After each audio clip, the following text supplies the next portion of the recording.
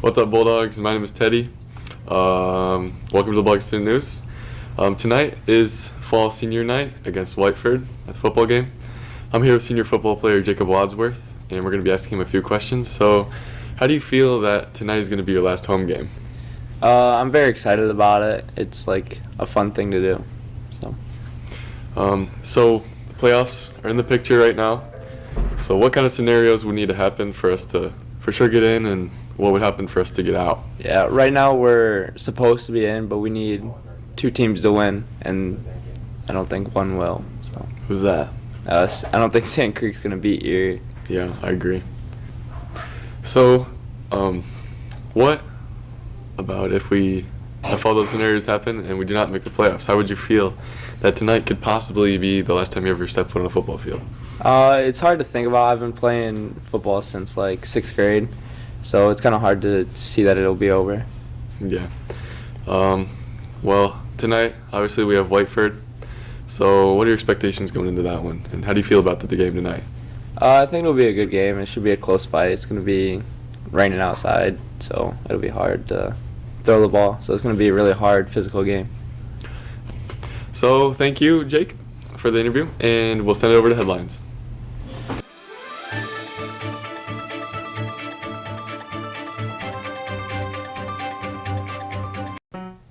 And now for your Bulldog headlines. Senior night is tonight before the Whiteford game. Participants should be at the field by 6:20 to line up. Golf Sports Awards will be Wednesday at 6 at Applebee's.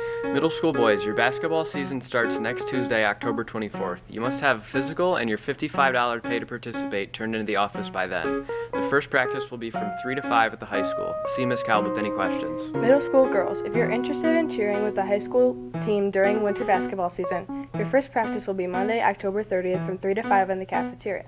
You must have your physical and pay to participate money turned into the office to participate. Tuesday is picture retake day. On Tuesday, the band and seniors will be attending the elementary Halloween parade as part of the Bulldog Buddies program. Students will be dismissed at 1. There will be no school on Wednesday, November 1st for parent-teacher conferences. The library will be hosting a penny war the week of November 6th through the 10th. There will be jugs in the cafeteria during lunch. The winning class will receive pride points. The junior high will have jugs in their back class, and the winning team will receive a donut party. Now let's send it over to sports.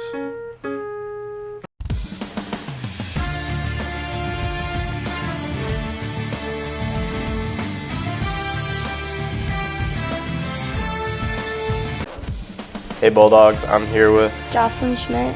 and I'm going to be interviewing her about her volleyball season this year. So, Jocelyn, how has your season gone so far? Pretty good. We've won almost all of our games. And how do you think it's going to go tomorrow? Pretty good as long as we work together and just make sure we do good. Who do you think's the toughest team's going to be? LCS and Whiteford. Yeah. And are you guys sad that it's going to be the end of your season? Yeah, I think a lot of us are going to miss playing volleyball, and we're going to be in high school next year, and it's going to be a little more tough. Yeah, it's sad. And, well, thanks for coming on the interview, and now let's send it back to big news.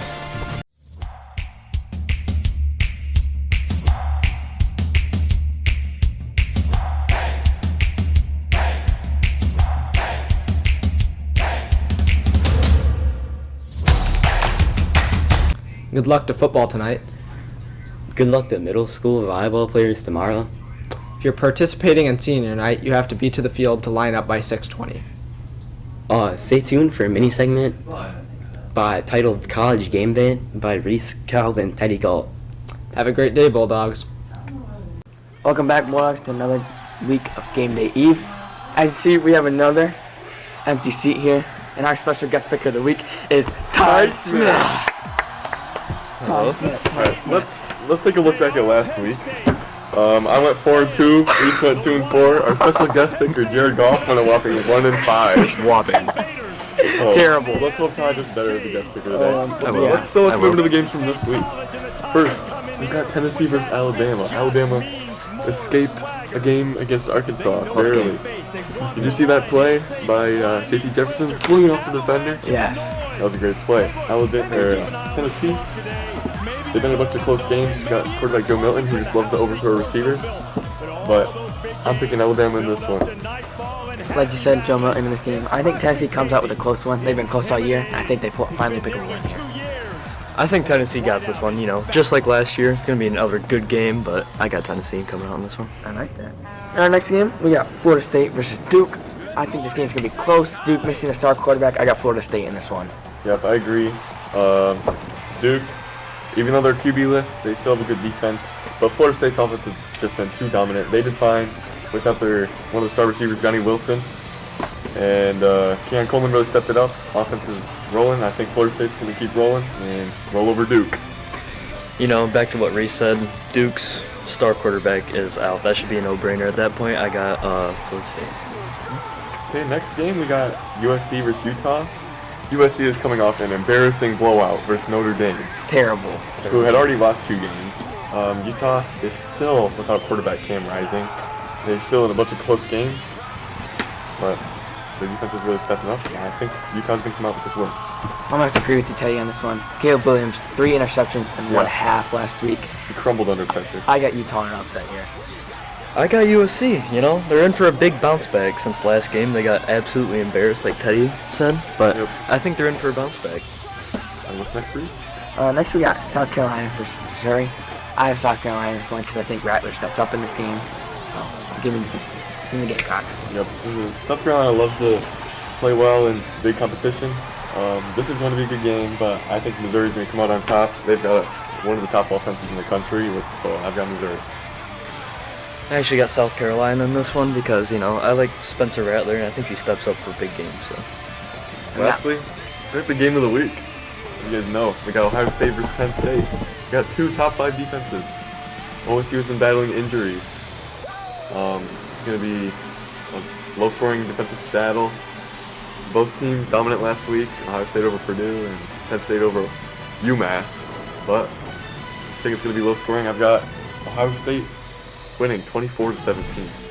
With all Ohio State injuries, Emeka Ibuka, Marlon Williams, Trayvon Henderson, and Denzel Burke, they're all out. I'm going to have to go with the Nittany Lions this one. I think Drew Aller steps up. I think he just torches the Ohio State defense. Give me Penn State. I got Penn State in this one. Originally, I was thinking Ohio State, I was going to be biased because Michigan fan, but after hearing all the injuries, looking at the injury report, I got Penn State in this one. They're in for a big game. I got Penn State 14-10 in this game. I think it'll be close, but I think Close game, I agree. Ohio State, it's cruising for a bruising. I got Penn State up 24-20.